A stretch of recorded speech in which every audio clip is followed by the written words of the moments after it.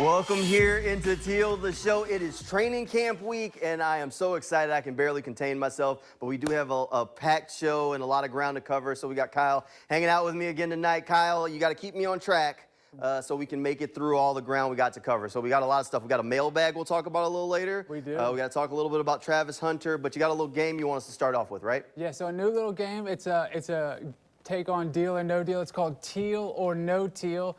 This one, nice little logo we got. Nice little logo, I like it, all right. Well, we're just gonna kind of focus this week on camp battles, and if I agree with your take, I'll give you a teal, and if I don't, I will give you a no teal. So thumbs up, thumbs down, seems simple enough. Basically, yes. All right, where you want me to start at? So let's start with running back. You got a lot of options in there. I kind of want to see where you're at in terms of, like, I know you got Tank as the favorable one, but that's still up for grabs early in Look, camp. I think here is my take on the running back position right now. Overall, I think the rookies are going to play a very small role early on. This is Tank and Travis Etienne's backfield. I think they have a strangle grip on this thing, and I expect that they're going to dominate the carries early in the season. I think it's going to be a redshirt year for Bashaw Tootin. How about that? That'll be my teal or no teal. I don't think he's going to play too much. I mean, I might have to go no teal on that. I think, you know, Gladstone, when he got the job, or he went in for the job, he had Tootin as one of the guys that he wanted to go for.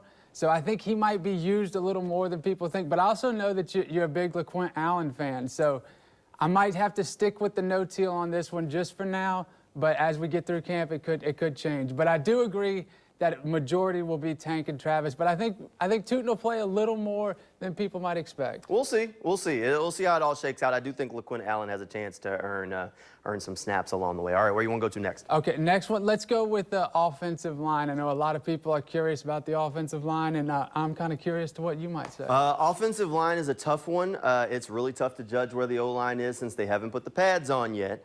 But I think that there is a spot at right tackle that we got to talk about. Anton Harrison has been the starter there. We heard Liam Cohen make some comments about him during the offseason, but I think overall, Anton Harrison is still the odds-on favorite to start at right tackle, and I think he kind of has a stranglehold on it. Even though Achuma Edoga probably going to push him a little bit during training camp, and they want him to compete for that job, but I think Anton Harrison is going to be a starter at right tackle, and I don't think it's going to be up for much conversation once the pads go on. Okay, now that sounds pretty good. I'm gonna have to go teal, big old teal with that one. The banker's not calling, that's a teal. I agree. I mean, Anton, he's got to be the guy right now. Overall, I think the line's kind of set. We talked about it last week. Yep. Wyatt Milam, Walker Little, those guys. So I'm gonna have to go teal with the offensive line for sure. Okay. Now this one might be my favorite one. This one's a big one. I think the safeties, we got a ton of safeties, ton of defensive backs. That one's got a lot of people to choose from. Where are you looking at there? Safety's a tough one. I think safety is one of the toughest spots to judge on the roster just because there is a ton of talent kind of from top to bottom. But I think Eric Murray's your no-brainer starter, but that's not really giving you something to go on. I think that other safety spot, I think it's Caleb Ransaw's to lose. I think they're going to roll the red carpet out for the rookie. Position switch for him is going to be a tough way for him to earn the job, and he does have to beat out guys like Andrew Wingard and Darnell Savage, but I think week one, Caleb Ransaw is going to be your starter. I think that is going to be a training camp battle that I'm going to have, I'll be locked in on watching, trying to see the jostling back and forth early on. I know it's going to be probably Dewey leading the way, but I think when it's all said and done, I think Ransaw is going to catch him. I'm going to have to go no teal on this one. I mean, I like Ransaw. He is a rookie, but he does have a lot of competition. There's Antonio Johnson's up there. You mentioned Darnell Savage. Yep. Dewey Wingard, he's a reliable guy. There's a lot of different people. I think Eric Murray, he's there. Yes. But the other safety, that's where the question is. So for now, I'll go no teal on this one. But I do like, my hope is that Ransaw will be able to get the job done and be your starter week one.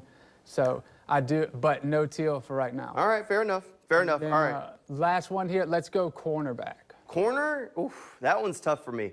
Corner, I feel like, has a whole lot of different directions that it can go. We can lock Tyson Campbell in. That's a no-brainer on one side. And I think you can lock in Jordan Lewis as a player, whether he's in the slot or the outside. That other spot, I think, give me Jarian Jones as the corner that's not named Travis Hunter that's in the mix. Okay. I think he's going to be the next guy up. I know we'll be keeping an eye on where Buster Brown kind of ranks in this thing. But I think Jarian Jones is going to be on the field this year. I think he's going to play a role. He did a lot of good things last year. I think he's going to continue to take some steps.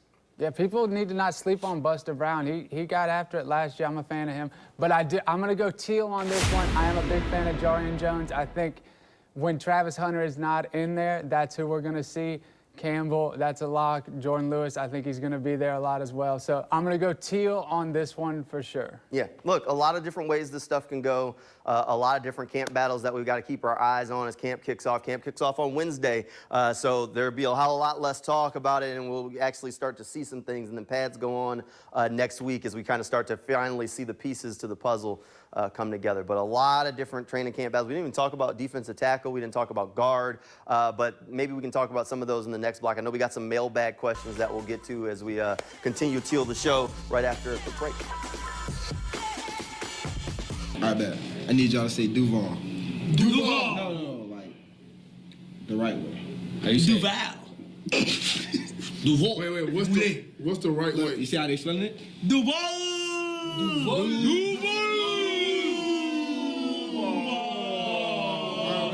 Okay. It's like Duvall! Okay. Duvall! Okay. What's that for? I don't know. That's my team. Oh! Okay, so now listen what we're gonna do.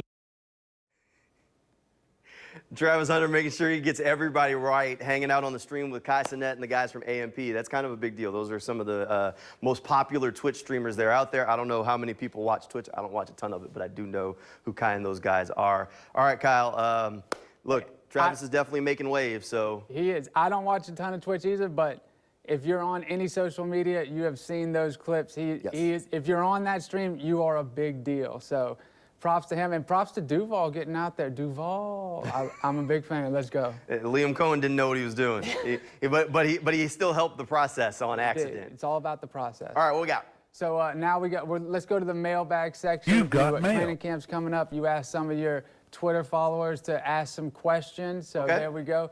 Let's jump into the first one here from @SleeperJaguars. What do you think the Jags' plan and will/should be if Trevor Lawrence shows he isn't the guy after this year? Oh, you're looking for a plan B before we even get a chance to see the movie. That's a tough one. Look, I don't think there is a plan B right now. I think this is going to be a big year for Trevor.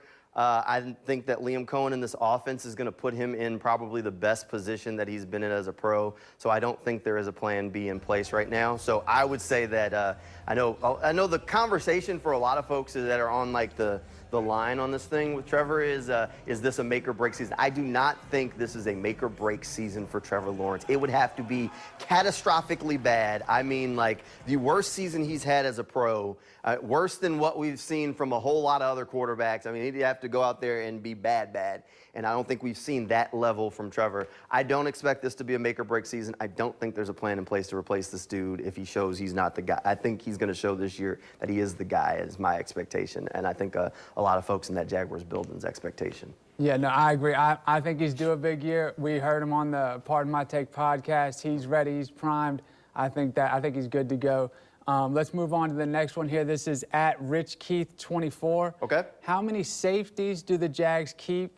And on paper, is that the worst position group this year? Okay, the easy one is no, I don't think it's the worst position group. If I was ranking position groups, look, I'd say tight end is probably the worst. Like, I'm confident in Brenton Strange, but behind that, Johnny Munt didn't do a whole lot in Minnesota. Hunter Long hasn't done a whole lot in his NFL career. And you got an undrafted guy or two that are hanging out. So outside of Strange, who hasn't really started a whole season in his NFL career, there's not a whole lot there. But I kind of divulged. So going back to safety, how many guys are they going to keep? I mean, that's tough. I think the safety spot's stacked. I think you can lock in Eric Murray. You can lock in Ransaw, which is 2. And then after that, I think there's almost definitely 2 spots, but you also drafted 2 safeties.